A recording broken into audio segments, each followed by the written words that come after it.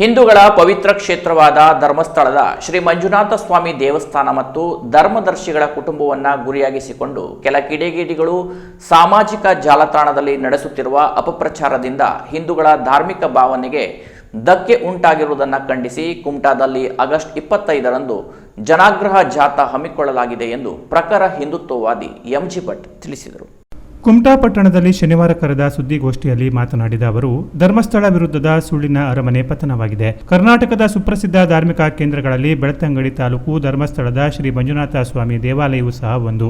ಈ ಪ್ರಸಿದ್ಧ ಕ್ಷೇತ್ರಕ್ಕೆ ಸರಿಸುಮಾರು 800 ವರ್ಷಗಳ ಅನರ್ಘ್ಯ ಮನುಕುಲ ಸೇವೆಯ ಉಜ್ವಲ ಇತಿಹಾಸ ಇರುವ ಶ್ರೀ ಕ್ಷೇತ್ರ ಧರ್ಮಸ್ಥಳ ಪೂರ್ಣ ಸೂರ್ಯನಂತೆ ಪ್ರಕಾಶಿಸುತ್ತಿದೆ. ಇದು ದಕ್ಷಿಣ ಕಾಶಿ ಎಂದೇ ನಾಮಾಂಕಿತಗೊಂಡಿದೆ. ನಿತ್ಯ 1 ಲಕ್ಷದವರೆಗೆ ಭಕ್ತರು ಬಂದು ಸ್ವಾಮಿಯ ದರ್ಶನ ಪಡೆಯುತ್ತಾರೆ. ಈ ರೀತಿ ಧಾರ್ಮಿಕ ನಂಬಿಕೆಯುಳ್ಳ ಪುಣ್ಯಕ್ಷೇತ್ರದ ಮೇಲೆ ಕೆಲವು ಕಿಡಿಗೇಡಿಗಳು ಶ್ರೀ ಮಂಜುನಾಥ ಸ್ವಾಮಿ ದೇವಾಲಯ ಹಾಗೂ ಪೂಜ್ಯ ಶ್ರೀ ಡಾಕ್ಟರ್ ಡಿ ವೀರೇಂದ್ರ ಹೆಗ್ಗಡೆ ಅವರಿಗೆ ಕಳಂಕ ತರುವಂತಹ ಕೀಳು ಮಟ್ಟದ ವಿಡಿಯೋ ತುಣುಕುಗಳನ್ನು ಸಮೂಹ ಮಾಧ್ಯಮದಲ್ಲಿ ಹರಿಬಿಟ್ಟು ಕ್ಷೇತ್ರಕ್ಕೆ ಕಳಂಕ ತರುವ ಹುನ್ನಾರ ನಡೆಸಿದ್ದಾರೆ. ಬುರುಡೆ ಗ್ಯಾಂಗ್ನ ಪಟಾಕಿ ಟುಸ್ಸಾಗಿದೆ. ಇದೊಂದು ದೊಡ್ಡ ಷಡ್ಯಂತ್ರವೇ ಬಿಟ್ಟರೆ ಬೇರೇನೂ ಅಲ್ಲ.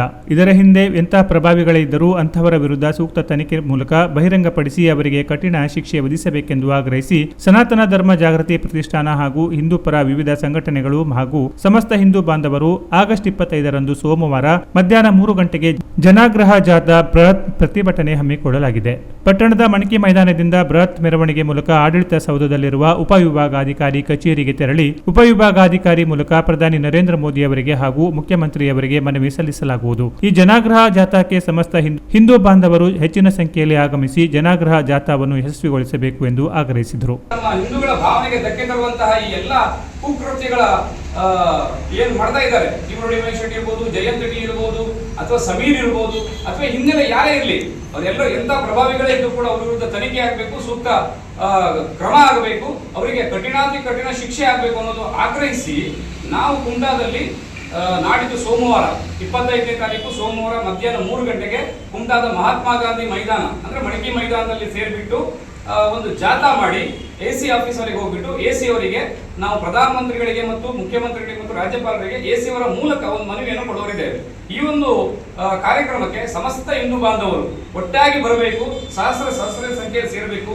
ಇದು ಕೇವಲ ಇವತ್ತು ಧರ್ಮಸ್ಥಳಕ್ಕೆ ಮಾತ್ರ ಸೀಮಿತ ಆಗಿಲ್ಲ. ಕಂಚಿ ಸ್ವಾಮಿಗಳ ಮೇಲೂ ಇದೇ ರೀತಿಯಾದ ಆರೋಪವನ್ನು ಮಾಡಿದ್ರು.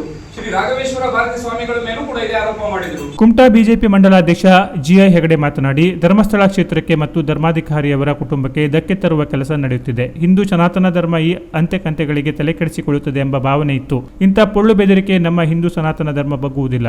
ಈ ಎಲ್ಲ ಷಡ್ಯಂತ್ರದ ವಿರುದ್ಧ ಸೋಮವಾರ ಬೃಹತ್ ಪ್ರತಿಭಟನೆ ಹಮ್ಮಿಕೊಳ್ಳಲಾಗುವುದು. ಸಹಸ್ರಾರು ಸಂಖ್ಯೆಯಲ್ಲಿ ಹಿಂದೂ ಬಾಂಧವರು ಪಾಲ್ಗೊಳ್ಳಬೇಕು ಎಂದು ವಿನಂತಿಸಿದರು. ಅದನ್ನು ವಿರೋಧಿಸಿ ಅದನ್ನು ಪ್ರತಿಭಟಿಸುವುದರ ಸಲುವಾಗಿ ನಾವು 25ನೇ ತಾರೀಕು ನಾಡು ಸೋಮವಾರ ಈಗ ಎಂಜಿ ಭಟ್ರು ಹೇಳಿದ ಪ್ರಕಾರ ಎಸಿ ಅವರ ಮುಖಾಂತರ ರಾಜ್ಯಪಾಲರಿಗೆ ಮತ್ತು ಮುಖ್ಯಮಂತ್ರಿಗಳಿಗೆ ಪ್ರಧಾನಮಂತ್ರಿಗಳಿಗೆ ಒಂದು ಮನವಿಯನ್ನು ಸಲ್ಲಿಸಿದ್ದೇವೆ.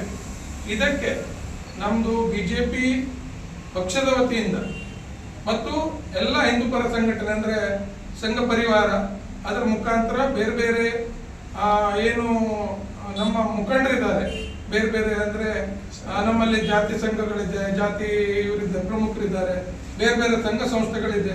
ಈ ರೋಟ್ರಿ ಇರ್ಬೋದು, ಲಯನ್ಸ್ ಇರ್ಬೋದು, ಅಥವಾ ಬೇರೆ ಬೇರೆ ಇದೆ ಮತ್ತು ಬೇರೆ ಬೇರೆ ಪಕ್ಷದವರು ಇದ್ದಾರೆ.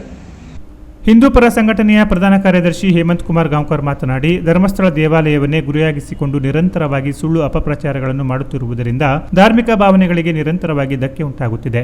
ಧರ್ಮಸ್ಥಳದ ಮೇಲೆ ನಡೆಯುತ್ತಿರುವ ಅಪಪ್ರಚಾರ ಖಂಡಿಸಿ ಆಗಸ್ಟ್ 25ರಂದು ಬೃಹತ್ ಮಟ್ಟದ ಪ್ರತಿಭಟನೆ ಹಮ್ಮಿಕೊಳ್ಳಲಾಗಿದ್ದು, ಧರ್ಮ ಸಂರಕ್ಷಣೆಯ ಈ ಹೋರಾಟದಲ್ಲಿ ಪಾಲ್ಗೊಂಡು ಹಿಂದೂ ಧರ್ಮದ ಹಾಗೂ ಧರ್ಮಕ್ಷೇತ್ರದ ಉಳಿವಿಗೆ ಕೈಜೋಡಿಸಬೇಕೆಂದು ವಿನಂತಿಸಿದರು.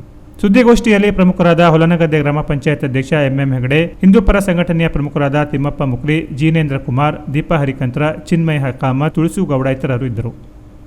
Canara plus news, Kumta.